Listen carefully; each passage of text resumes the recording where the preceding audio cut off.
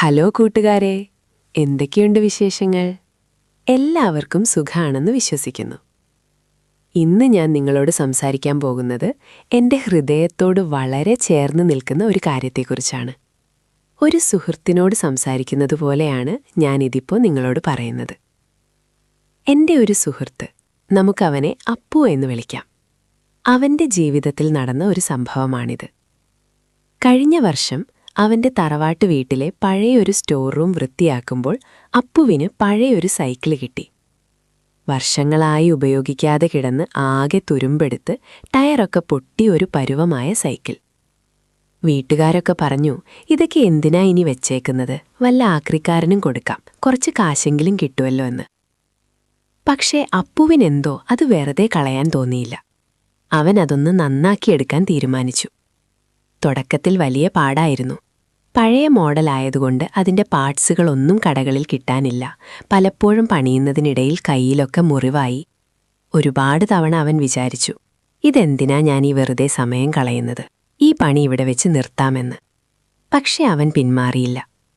ഓരോ ദിവസവും തൻ്റെ തിരക്കുകൾക്കിടയിൽ നിന്ന് കുറച്ച് സമയം അവൻ ആ സൈക്കിളിനായി മാറ്റിവെച്ചു. മാസങ്ങൾ കഴിഞ്ഞപ്പോൾ ആ പഴയ തുരുമ്പിച്ച സൈക്കിൾ ഒരു കിടിലൻ വിൻറ്റേജ് സൈക്കിളായി മാറി. ഇപ്പോൾ അവൻ എന്നും രാവിലെ വ്യായാമത്തിന് പോകുന്നതും ചിലപ്പോൾ ഓഫീസിലേക്ക് പോകുന്നതും ആ സൈക്കിളിലാണ്. വഴിയിൽ കാണുന്നവരൊക്കെ അത് നോക്കി നിൽക്കും. ഈ ചെറിയൊരു കഥയിൽ നമ്മുടെ ജീവിതത്തിലേക്കുള്ള വലിയൊരു പാഠമുണ്ട്. അതാണ് ഞാൻ തുടക്കത്തിൽ പറഞ്ഞ നമ്മുടെ വളർച്ചയും കാഴ്ചപ്പാടും പിന്നെ ലക്ഷ്യവും. ആദ്യം നമുക്ക് കാഴ്ചപ്പാടിനെക്കുറിച്ച് പറയാം. മറ്റുള്ളവർ ആ പഴയ സൈക്കിളിൽ വെറുമൊരു ആക്രി അല്ലെങ്കിൽ വേസ്റ്റ് കണ്ടപ്പോൾ അപ്പു അതിൽ കണ്ടത് ഒരു സാധ്യതയാണ്.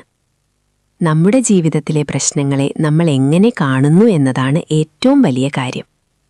ഒരുപക്ഷെ ഇന്നത്തെ നിങ്ങളുടെ വലിയൊരു പ്രതിസന്ധിയോ പരാജയമോ ആയിരിക്കാം നാളത്തെ നിങ്ങളുടെ ഏറ്റവും വലിയ വിജയത്തിലേക്കുള്ള ചവിട്ടുപടി.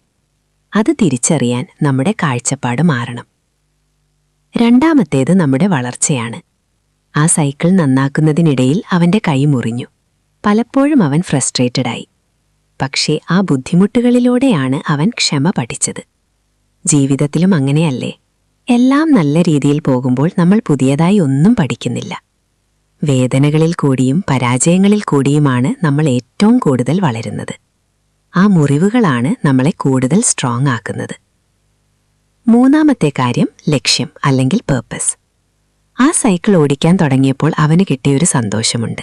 അത് പുതിയൊരു ലക്ഷറി ബൈക്ക് കടയിൽ നിന്ന് വാങ്ങിയാൽ പോലും അവന് കിട്ടില്ല. കാരണം അതിൽ അവൻ്റെ അധ്വാനമുണ്ട്, അവൻ്റെ സമയമുണ്ട്, അവൻ്റെ പ്രയത്നമുണ്ട്. നമ്മുടെ ജീവിതത്തിൻ്റെ അർത്ഥം നമ്മൾ തന്നെ കണ്ടെത്തുന്നതാണ്. മറ്റാരോ എഴുതിവെച്ച സ്ക്രിപ്റ്റിലൂടെ ജീവിച്ചു തീർക്കാനുള്ളതല്ല നമ്മുടെ ഈ ജീവിതം. അതുകൊണ്ട് പ്രിയ സുഹൃത്തുക്കളെ, നിങ്ങളിപ്പോൾ ജീവിതത്തിൽ ഏതവസ്ഥയിലൂടെ കടന്നുപോകുന്ന ആളാണെങ്കിലും ആകെ തകർന്നു നിൽക്കുകയാണെങ്കിലും ഒന്നോർക്കുക, നിങ്ങളുടെ ജീവിതത്തിന് വ്യക്തമായൊരു ലക്ഷ്യമുണ്ട്. ചിലപ്പോൾ ചുറ്റുമുള്ളവർ നിങ്ങളെ വിലകുറച്ച് കണ്ടേക്കാം, നിങ്ങൾ ഒന്നിനും കൊള്ളാത്തവനാണെന്ന് പറഞ്ഞേക്കാം. പക്ഷേ നിങ്ങളുടെ മൂല്യം തീരുമാനിക്കുന്നത് നിങ്ങളാണ്, അവരല്ല. ഇന്നത്തെ നിങ്ങളുടെ വിഷമങ്ങൾ നാളത്തെ നിങ്ങളുടെ കരുത്താണ്. നിങ്ങളുടെ ചിറകുകൾക്ക് ശക്തി വെച്ച് തുടങ്ങുന്നതേയുള്ളൂ. ഒരിക്കലും തോറ്റുകൊടുക്കാതിരിക്കുക. സ്വയം വിശ്വസിക്കുക, സ്നേഹിക്കുക. നിങ്ങളുടെ ഉള്ളിലെ ആ പഴയ തുരുമ്പിച്ച സ്വപ്നങ്ങളെ പൊടി തട്ടിയെടുക്കുക. നാളെ തീർച്ചയായും നിങ്ങളുടെ ദിവസമായിരിക്കും. മുന്നോട്ടു പോവുക. Advanced all the best.